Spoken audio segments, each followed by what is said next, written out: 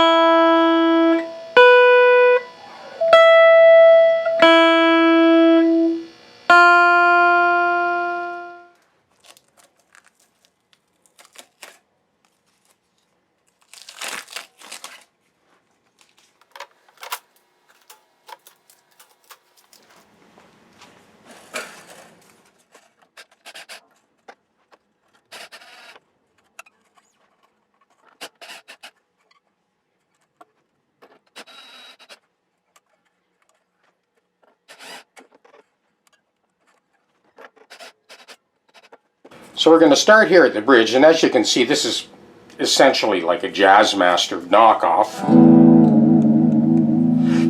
One of the reasons the customer dropped the guitar off was the threads on these saddles are so fine that when he was strumming the guitar, the strings were kind of slopping across the saddle.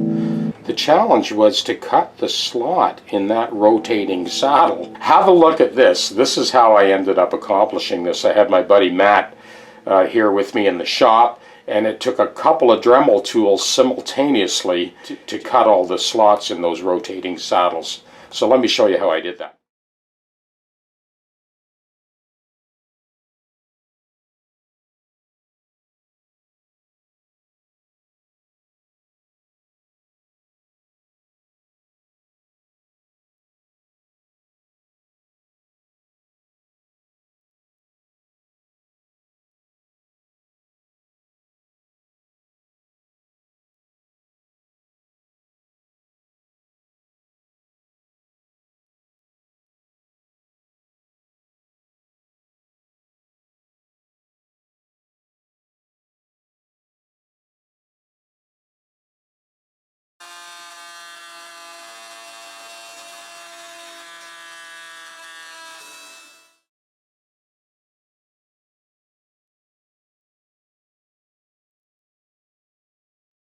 As you just saw, it was definitely a two-handed task, but I want to talk about just the adjustments on the bridge. These machine-threaded screws drop through the casting and thread into the body of the bridge itself. And that's how the bridge is adjusted up and down. You do have to make sure that you got exactly the same amount of torque on each of these screws. Otherwise the screw will be loose and the bridge will rattle, or it will tilt one way or the other. Leave it to the Japanese. The machining is impeccable on this. It moves up and down very smoothly. So we've got this bridge where we want it. The next thing is we'll look at the pickups and the electronics. This is how the customer bought the guitar. There's a hot rails pickup in the bridge. This one was obviously filled in, and it looks like they put some gravel guard or something over the pickup. So it's just volume tone. That's it. One pickup. A lot of people like that single pickup. pickup setup. And this customer's very excited about this guitar, and so he should be now that it's lined up. It's a pretty funky guitar to play, and you'll hear it in a second. Next, there were several discrepancies along the lay of the neck. I leveled, recrowned, and polished those. That allowed us now to drop the action down to where it is now, and it's silky smooth to play. Now, I do have to say that this Jazzmaster style bridge, it has a very shallow pitch from the claw here to the focal point on the saddle. Although it is way better than it was now that we've cut those slots in the saddles, you know, you can't go bashing this thing like you would a Tele because of that shallow pitch. You can lean in sort of medium strum, but you can't really bash it. I mean, there just isn't enough downward tension at the focal point on the saddle with that shallow pitch from the claw to the bridge. Now, there are a few things that we did here at the headstock. Replacement tuners were on there when the customer bought the guitar. As you could see a second ago, I made that relief cut in the compensated nut because the ledge, it was a little tricky getting that nut to sit firmly on the ledge. That's why you saw that relief cut that I made in the center of the nut. Now luckily this truss rod cover hides it completely. I did take a syringe with some lithium grease and filled up the underside of the replacement string trees to allow the strings to kind of slip freely when the tremolo bar is used. This is our compensated nut, 10 to 46 strings at concert pitch. This guitar is now fully calibrated.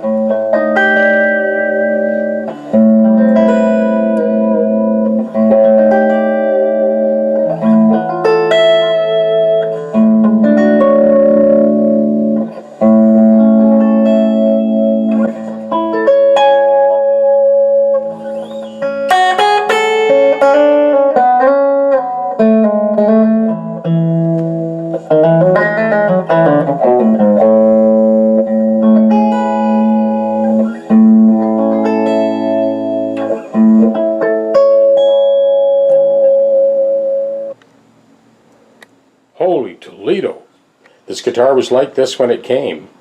It's essentially like a Japanese version of a Jazzmaster. And that's it, folks, the Toledo solid body 6-string.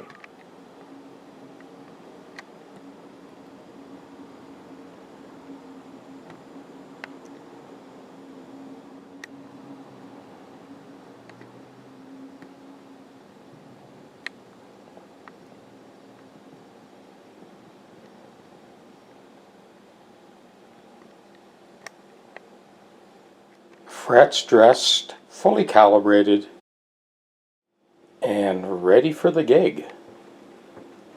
And a cool old guitar.